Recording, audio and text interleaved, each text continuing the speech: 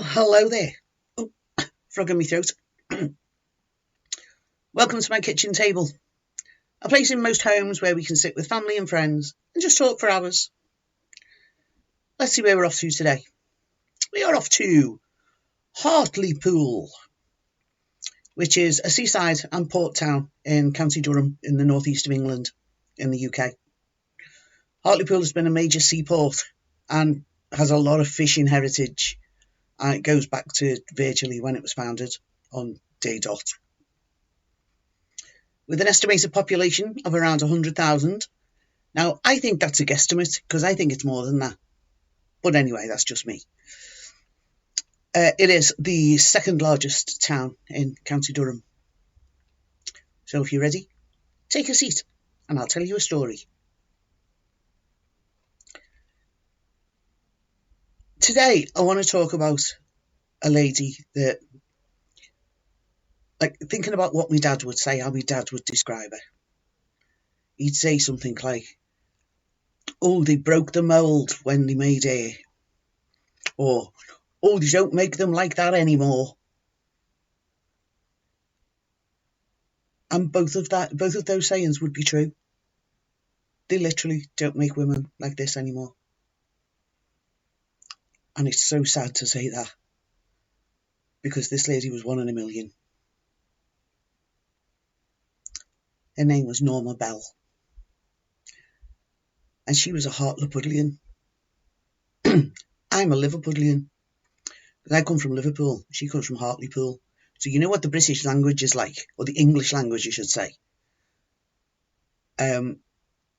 Somebody came up with this wonderful thing that obviously if you've got pool at the end of the name of your city or town that you're from, you become a puddle. So she was a Hartlepoolian because she came from Hartlepool. She was a widow, she was a mother, she was a grandmother, and she was a former foster carer. But she was also just weeks away from her 80th birthday when she died. 80 years, can you imagine that? Imagine what she's seen in her lifetime. Norma and her late husband John, who passed away in 2010, had 3 sons of their own. But they also fostered more than 50 kids. More than 50 young children over about 30 years. 6 of them were long-term foster children. 6 of them. And they all stayed close, and they all stayed in contact, because she was their mum. And that's why they were considered family. A spokesman actually said at one point they were active members of the Foster Parent Association and helped in the recruitment for new foster carers.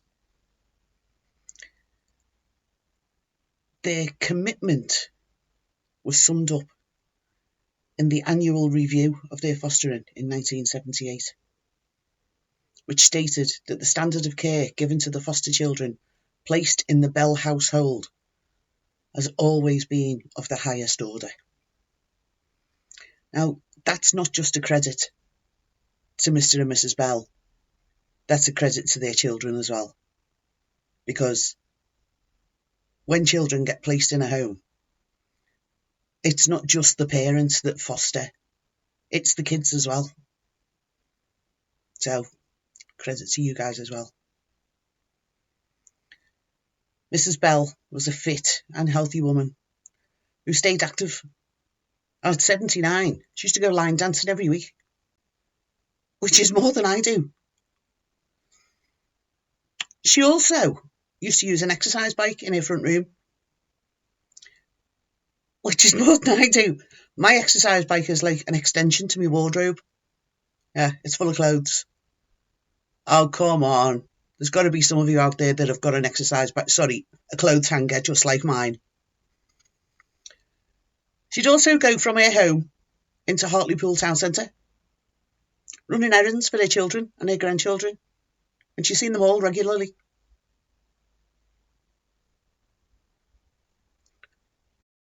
is Mrs. Bell had also helped to bring up 12 grandchildren. Hats off to her. I've got 2, and I'm tearing my hair out sometimes. She also hoped that she would be able to see her first great-grandchild born. But sadly, she never got to see that. With the help of her family, she kept her independence, living alone in her home in Westbourne Road. And that was a home that she'd lived in for nearly 30 years. At 7:25 p.m. on that Saturday night, her foster son arrived with fish and chips for her tea. He stayed with Mrs. Bell for 15-20 minutes before leaving, and he was the last one to see her alive. Well, other than her murderer.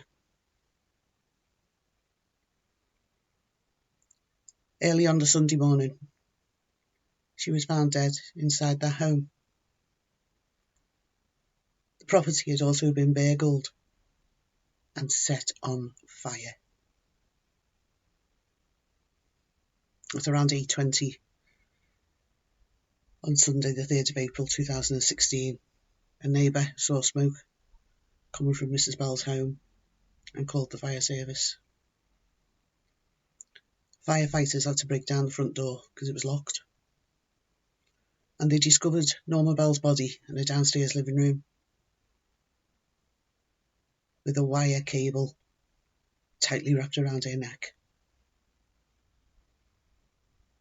She had several fractured ribs and bruising to her shoulder and her neck, obviously. She'd been strangled before the fire had started. The bruising to her shoulder and the broken ribs actually shows that whoever it was that strangled her was on top of her, and they did it with such force that they broke her ribs and bruised her shoulder. The fire was put out, but there was severe fire and smoke damage right the way throughout the house. A fire examiner actually judged that it was clearly started deliberately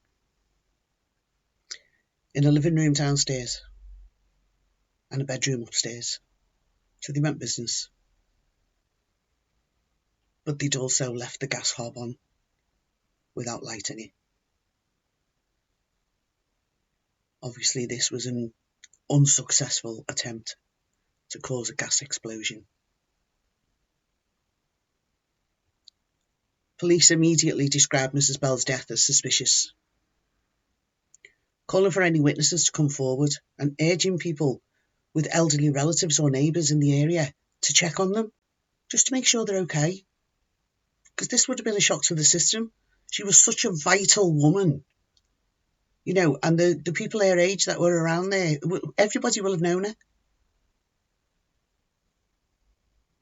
The next day, the police announced that it was, in fact, a murder case, and they started their investigation. At the post-mortem, the cause of death was established as strangulation.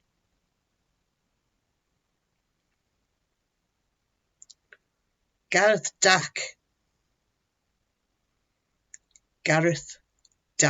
remember that name? Sicko. He was a family friend. He'd grown up on the street where Norma Bell lived and had been childhood friends with one of her foster sons. He visited their home regularly as a youngster. And even as an adult, he sometimes visited Mrs. Bell with his own children. By spring of 2016, Dack was 32 years old. He was a father of 4, and he lived quite nearby in Hartlepool with his partner and their children. His parents still actually lived on Westbourne Road, so it was still like his second home.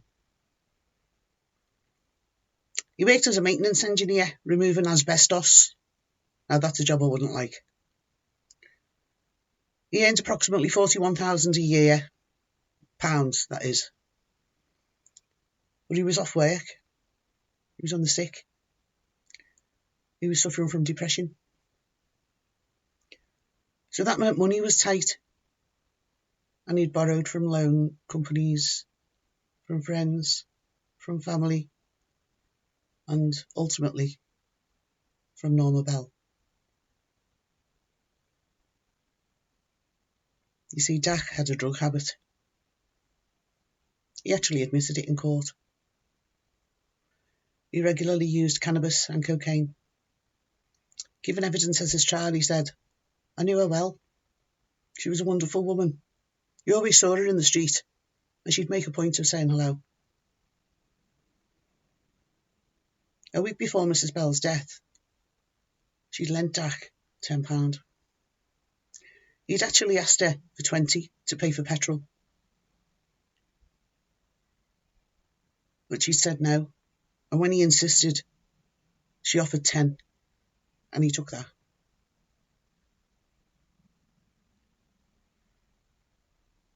Dak told the court that he returned to Mrs. Bell's home several times that week.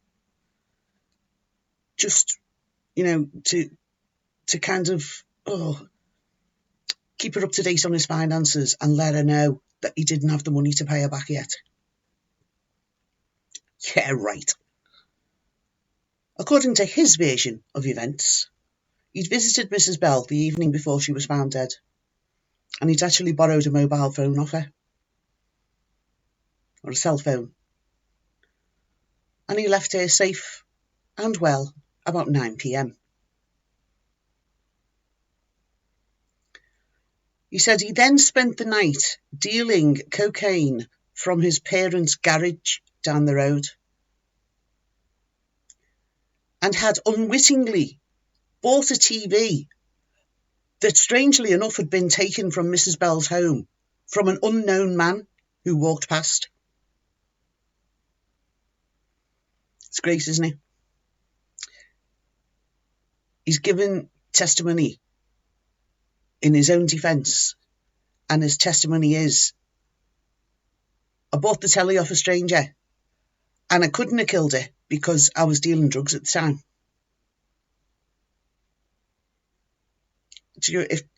If that wasn't so bad, it'd be laughable. That is just ridiculous. How can you use that as a defence?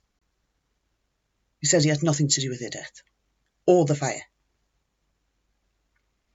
The jury at Teesside Crown Court didn't believe him. Instead, they agreed with the prosecution that Gareth Dak stole from and killed Norma Bell to fund his weed and cocaine habit.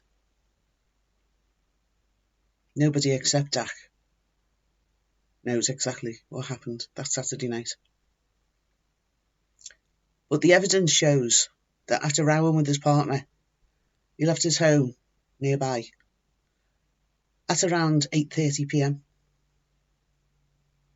He went to Mrs. Bell's house. DNA matching his profile was found in a number of rooms and on the ligature around her neck. At around 10 p.m, Dak walked to a friend's house nearby, holding a new boxed television that he'd taken from Mrs. Bell's front room, and he sold it for £60. That television was actually later traced by the police, and it had Dak's fingerprints on it. A mobile phone belonging to Norma Bell was also found in Gareth Dak's parents' garage on the same street. Between 11:15 and 5 a.m,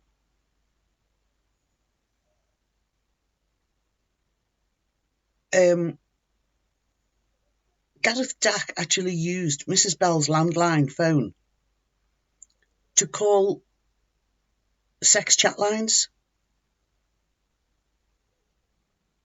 3 times. A voice recognition expert actually said that there was very strong support for the fact that the voice on the call was Dax. He probably didn't know they were recorded. At around 1 a.m, he took a break from the sex chat and returned to his friend's home nearby, and they used cannabis and cocaine together.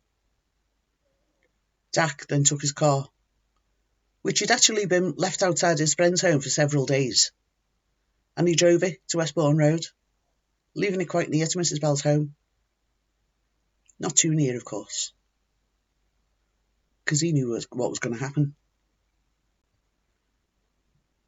Our fire engines in the UK have got, well, dash cams, for want of a better phrase.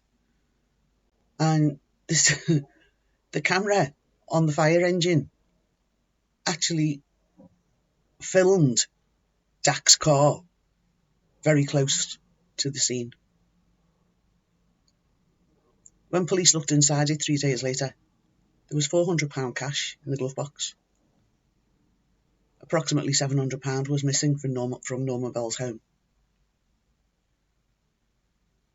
Crime scene examiners also looked at the top of a bin in her backyard, and they found a footprint or two which matched Dax's trainers.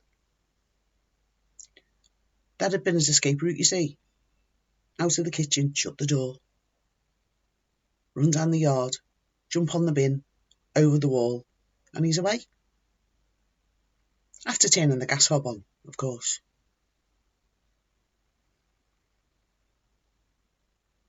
Gareth Dax went home to his partner that Sunday afternoon. Norma Bell's foster son, his childhood friend, actually informed Dax's parents that Mrs. Bell had passed away, probably thinking that Gareth Dax would get in touch with them, expressing his condolences or sympathy or whatever. But he never heard from him. He just went about his business as usual, travelling to Liverpool and back with friends 2 days later. This is when the police first contacted him to ask about Mrs. Bell's death. Now, driving from Hartlepool to Liverpool takes over 3 hours. So you drive down, you do what you do in Liverpool, and then you get back in your car and you drive back again. Another over 3 hours. Who's he trying to kid? That's an awful lot of county lines to cross. It's just not the kind of trip you do in a day, for no specific reason. Later that night, his phone was actually used to search Gareth Dax, Hartlepool. He searched for himself so he could see whether the police had actually announced that he was a person of interest, or that they wanted to speak to him, or he was under suspicion or anything like that. He didn't find anything though. He was arrested at his home in the early hours of the 6th of April 2016. Spent the next 2 days in custody, refusing to answer any questions. No comment. No comment. Really annoying when they do that. But he was charged with murder anyway. They had the evidence against him. They didn't need him to talk.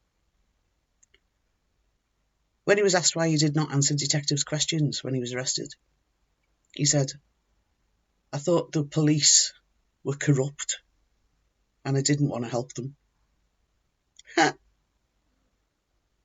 Mrs. Justice Whipple, what a great name.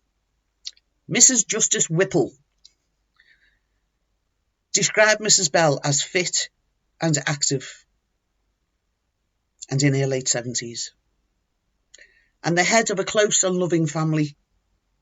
She also said that Norma Bell was a rather remarkable woman. Couldn't have said it better myself. After the trial lasted nearly 3 weeks, in which he continued to deny responsibility for killing Norma Bell or setting the house on fire, Gareth Dax, then 33 years old, was found guilty of murder and arson, and he showed no reaction whatsoever as the verdicts were read out. Forensic criminologist Jane Monckton Smith, yes, it's hyphenated, said, so he was using her phone to phone sex lines? Why was he thinking about sex at that particular time? That shows callousness. That shows how he wasn't feeling any remorse or shame for what he'd done. That shows me a pervert. Jack was sentenced to life imprisonment for the murder of Mrs. Bell, as he should be, by Mrs. Justice Whipple at Teesside Crown Court. I just think it's a great name. I've done a story with her name in it before, and I just thought, wow, what a name. Imagine me, Susan Whipple. Mind you, it sounds like oh, no, never mind.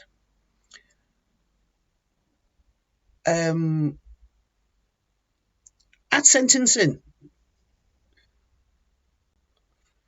he was told he will spend a minimum of 33 years in prison. He was also sentenced to 9 years for the arson of Mrs. Bell's home, to be served concurrently. You see, judges in the UK don't actually know what the word consecutive is. I think somebody's erased it from all of their dictionaries. Well, they must have done, because they never use it. The family were all at the trial. And after it had finished, they all gathered outside, and one of them read out a statement. He said, Norma Bell was our confidant, our friend, our crutch to lean on, and our shoulder to cry on. And not least, she was our mum. And he added that she had a heart as big as a lion. In a statement, Senior Investigating Officer Chief Superintendent Alastair Simpson said Gareth Dack preyed on Norma's caring nature and murdered her for his personal gain, before trying to cover his tracks by setting fire to her home. He added, during the criminal justice process, Gareth Dack has refused to take any responsibility for his actions. Thankfully, he will now be held to account for his crime, and nothing will bring Norma back to her family. However, I hope that his conviction brings some form of comfort to them. Me too. Now, if you know anything about UK prisons, you'll know this one. Gareth Dack is serving his sentence at His Majesty's Prison, Frankland, in County Durham, which is a Category A high security prison, accommodating approximately 840 adult men. That's 840 adult men, all waiting for some new fish to have some fun with. And I hope they have a lot of fun with Gareth Dack.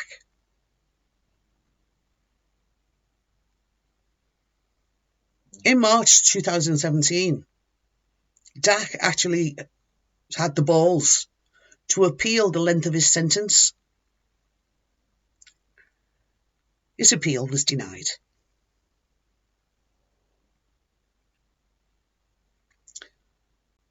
Norma Bell lost her life to a man with a drug problem, or a man that was addicted to drugs, who needed money to buy drugs. And that was a need that he took just that bit too far. I remember he was off work with mental health issues. He was suffering from depression. Did his mental health issues lead to the drugs? Or was it the other way around? Don't get me wrong. I am not defending that pig in any way, shape or form. He actually became an animal and he's now in a cage for at least 33 years, which is exactly where he belongs. But do you know somebody that you think is an addict? I've got some tips for you. Educate yourself. Educate yourself about addiction, because you see what you know. So until you have the knowledge about addiction and the symptoms of drug abuse, it's easy to miss the signs that are right in front of you. Speak to your doctor or your nurse. They know what to look for. They've been doing it all of their professional lives. Talk to support groups. Find out what you can do to help. There's lots of information on the internet. In the UK, we used to have a thing called Talk to Frank. Actually, I'll have to check and see if that's still going. You can offer your support. People with addictions don't always understand how much their family and friends love them. Tell them. Talk to your loved one about your concerns. Don't wait for them to hit rock bottom like Gareth Dack. Let them know that you're going to support them on their journey to recovery. Encourage them to get help. As with other diseases, the earlier addiction is treated, the better. However, don't be surprised if you're met with denial or excuses as to why they can't or why they won't seek treatment. Be persistent. Be persistent on how important it is that they enter treatment with their addiction, but avoid making them feel guilty or ashamed in the process. Give them a lift to meetings. Even initially attend them if you can, if you are allowed. Offer to babysit while they're at meetings. You know, it could be, oh, I can't go to my meeting on Wednesday because my mum goes to bingo. I've got no one to have the kids. Offer to babysit. It's that one further step along the road to recovery. Just that little bit of help. You need to support recovery as an ongoing process. Once your loved one decides to enter treatment, it's essential that you remain involved. Don't give up. Continue supporting their participation in ongoing care, meetings, and participate in support groups for families of addicts. Be the support system that they need, not just the one that you want to be. And show them that you'll be there every step of the way. It can be long and it can be painful for everyone involved, not just the addict. It's not just 2 to 6 weeks in a rehab centre. So when they come out of there, they can attend meetings up to 7 days a week, because there's always a meeting going on. And most importantly of all, take care of yourself. Although, you might think, well, that's a bit selfish. Look what he's going through and I've got to take care of myself. Yeah, it is incredibly important that you're able to be there for others and make the best decisions possible. Make sure your own needs are met by getting enough sleep, exercising, eating. Don't be afraid to go to therapy and get help for you if you're struggling due to your loved one's addiction. Don't forget about you and others in your family, or indeed your friend circle, or circle of friends, I should say. You don't want to let them down, because they can be your support while you are supporting you. Thank you so much for allowing me to tell you this story. And thank you so much for listening. If you found it interesting, please hit the thumbs up sign and consider subscribing. It's totally and utterly free to do. So don't hold back. Get those fingers going on the keyboard. And bearing in mind what I've just said, oh yeah, for those who don't know, I finish off all of my videos with a smile saying, here's today's. Remember to smile. It's free therapy. I've been Sue, TTFN.